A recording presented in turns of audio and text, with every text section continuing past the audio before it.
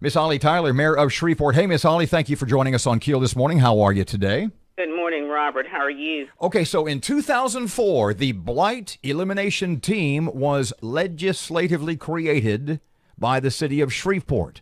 Bring us up to speed. Does it still exist? Is it still working? Who's on it? You take it away.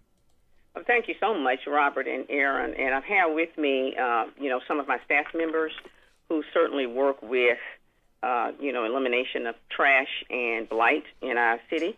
Mrs. Acree, Arlena Acree, is with me, and also Mr. Gary Norman, who works. Morning. I don't know if it was eliminated or not, Robert and Erin. We didn't ever speak to whether or not it was eliminated. We just know that when I came in, if it was, we saw where it was actually passed in 2004. When I came in at the beginning of 2015, no such team existed. And so we started working, trying to put in place a task force and a team that would address blight and trash in our city. And I think I sent Erin, just some background there. I think you got that on yesterday, Erin. Yeah, it's now at keelnews.com. People can see some of the stats, the figures, etc. Okay, thank you so much. And of course, we came in knowing that, we had some issues in our city when it came to blight and eyesores, and when it came to trash. And so, we kind of put it all together because we wanted to clean up our city. We wanted to, try to eliminate some of the blight and eyesores so that we could have, a cleaner and a more beautiful city. So we put in place several different things. And that's why I sent you kind of the background of what we've been doing since I've been in office. Let me ask you, Mayor, there are accusations, and I've talked, and I've over the last 2 weeks since I got onto this grass kick, I guess. It's not what it sounded like. Yeah, that was awesome.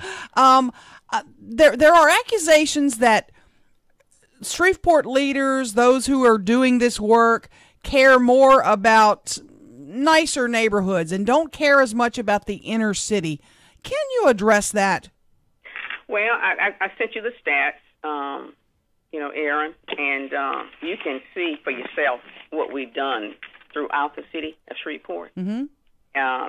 We don't have a preference of, where people live. We don't look at zip codes. We look at the needs.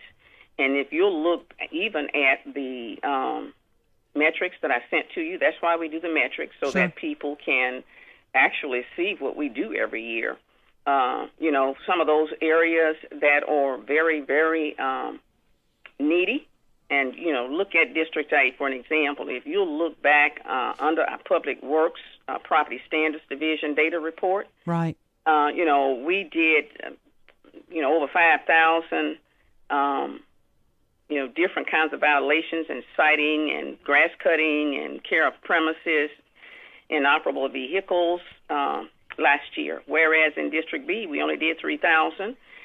District F, there were 4,000, some kinds of things done there.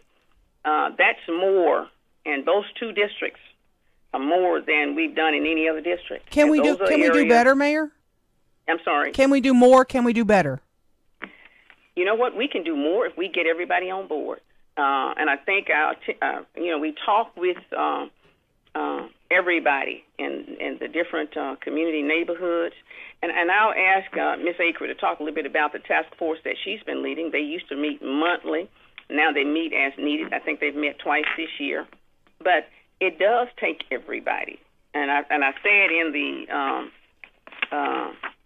the information I sent to you yesterday, Erin, we've enlisted a whole lot of people, neighborhood associations. We've enlisted, help from businesses, professional association, churches, and we really have people on this task force from throughout the city. But the idea is we need to really be proud of where we live, help take care of it, because there are not enough employees working in those departments to address, some of the blight and paper and stuff that people put down every day when we pick it up. And so, we're trying to instill pride, and we're trying to ask folks to be responsible. If we don't put the trash down, we don't have to keep picking it up day after day. And I did put some of that in the dialogue. You may have read some of that. Arlena, can I ask you this? Can neighborhoods help by getting together, and can people sign up? Is there a way they can get involved? Oh, well, we have several programs. She's going to need to get closer because we can barely hear her. Okay. All right. She's going to come around to the speaker. All right. We invite neighborhood associations to host cleanups throughout the city, and we do have a lot of neighborhood associations. We also have the NIP program where, you know, they get federal funds through our community development department for their neighborhood, and so we implemented, you know, this year and part of last year the NIP program cleanup where they at least have one cleanup per month to receive those funds. Mm-hmm. But, Erin, we need help. We need as much help as we can. We have businesses that are cleaning up in front of their businesses as they're supposed to, but we need more help getting the word out. So if you guys can help us with that, we appreciate it. Okay. Miss Mayor, Arlena, pardon me. I'm driving down I-49 the other day. There's a mattress on the side of the road. Is it just to the point that the amount of debris, of waste, of blight in the city has gotten so overwhelming that we're just behind the curve, so to speak? And let me respond to that, Robert. We pick up, and we have our schedules. We pick up every week in this city. We have, we have a plan. But when people are not proud of where they live, they put those mattresses down there. Now, you go back down there. We pick it up, somebody will throw something back down. So the overwhelming thing is not for the city employees. It's for those folk who live in the communities who will not take on the responsibility of helping us keep our city clean. Last year alone, we did 103 city-assisted cleanups. We had 2,700 volunteers to help us last year.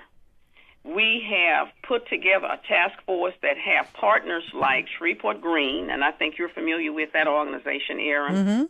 Mm-hmm. Business people, neighborhood associations, churches, sheriff department, city marshal's office, the DEQ, city courts, nonprofit organizations, the juvenile detention center. All we have been meeting with people. We go out, we do the plan.